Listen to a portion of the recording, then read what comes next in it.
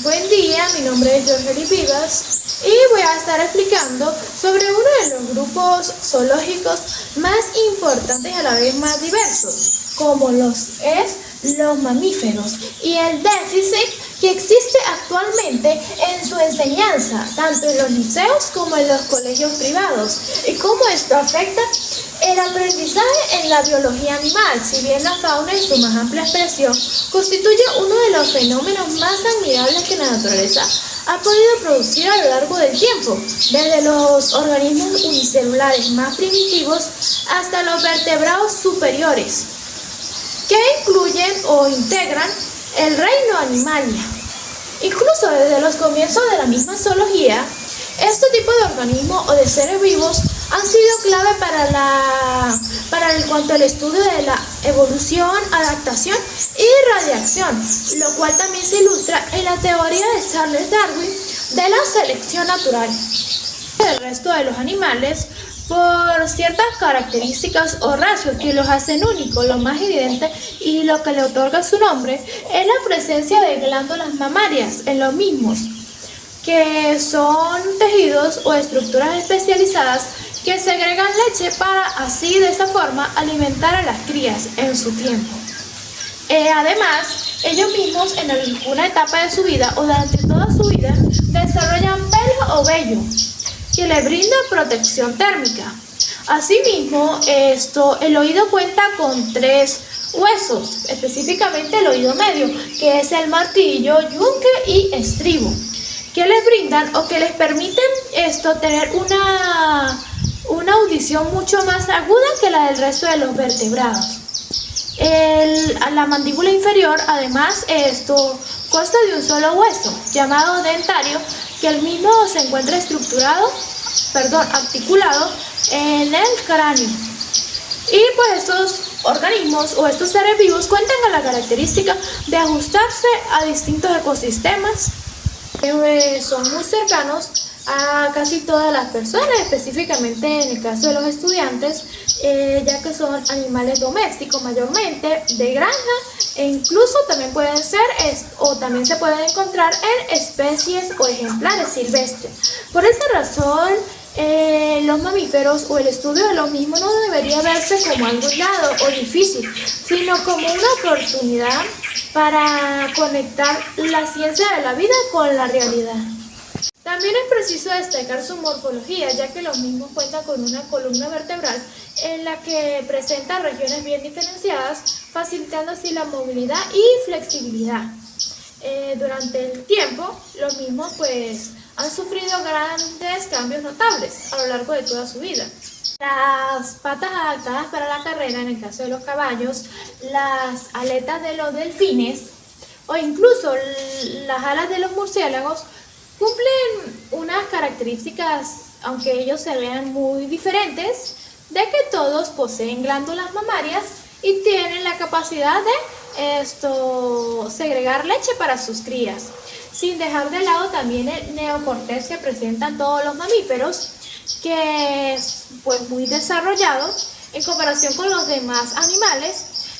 y permite también un aprendizaje mucho más mayor. En el caso de los delfines, se caracterizan por ser animales que aprenden muy rápido y el comportamiento social también es muy adaptativo. Sin embargo, en el ámbito educativo hay muchas instituciones, incluso un ejemplo son los liceos actualmente, que ese tipo de contenido suele enseñarse de una forma muy general o fragmentada. Frecuentemente se presenta con contenidos o más bien como un listado de características o una clasificación de dichos animales, pero pocas veces el mismo alumno logra comprender o por lo menos relacionar o saber por qué tienden a tener cierta relación la evolución y su adaptabilidad a distintos ecosistemas. Una vaca, estos son mamíferos, pero no siempre entienden o comprenden por qué lo son y por qué dichos organismos cuentan con cualidades y características que los identifican. por lo que este tipo de aprendizaje tiende a ser superficial y poco perdurable para el mismo estudiante o alumno. Esta situación es relevante, de por sí que la enseñanza de la biología no debería verse como una forma en la que se memoriza o repite la información, ya que de por sí que de su propia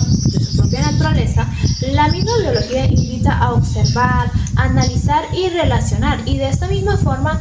algo similar ocurre en los mamíferos. Su estudio o análisis permite integrar conceptos de anatomía, de fisiología, de anatomía y de ecología, ya que hay especies muy diferentes entre ellas, como lo dije hace un momento. Están los murciélagos, los delfines, las ballenas, los felinos, entre otros, que aunque a simple vista se vean muy diferentes, comparten características mismas en cuanto a las glándulas mamarias. Pero cuando esta información se enseña sin ejemplos cercanos, se pierde gran parte de su utilidad académica. En cambio, cuando se emplean ejemplos concretos y comparaciones entre especies, el aprendizaje cambia por completo, convirtiéndose en un aprendizaje significativo. Frente a esta realidad se propondría una enseñanza más reflexiva, contextualizada y profunda, donde el deber ser sería presentar los contenidos de una forma más clara y útil para que así la enseñanza en cuanto a los estudiantes la capten o la entiendan de una forma más rápida y fácil. Esto es importante porque en muchas ocasiones no es simplemente el contenido si es difícil o no, así como los mamíferos, sino en la forma en la que se enseña y la que se le imparte a los mismos alumnos. De esta forma, enseñar mamíferos no debería reducirse a simplemente decir qué animales pertenecen a dicho grupo, sino más bien explicar por qué pertenecen a él y qué características adaptativas a los distintos ecosistemas o regiones presentan. Tradicionales, sino más bien adoptar una forma de enseñar más didáctica que promueva un aprendizaje mucho más significativo y perdurable para toda persona que se le imparta dicho enseñanza. En síntesis, se podría decir que el estudio de los mamíferos no solo aporta conocimientos sobre dicho grupo zoológico, sino que ayuda al estudiante o a la persona en general que quiera indagar sobre ellos a desarrollar más su capacidad científica, ya que es un grupo muy diverso y variado.